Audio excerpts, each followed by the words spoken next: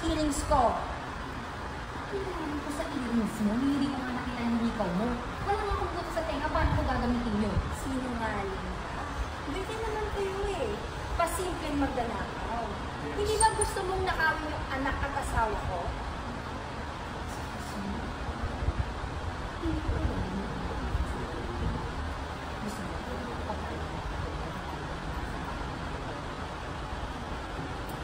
Attention everybody here! Yes, stop. Kilala niyo ba tong babaeng to?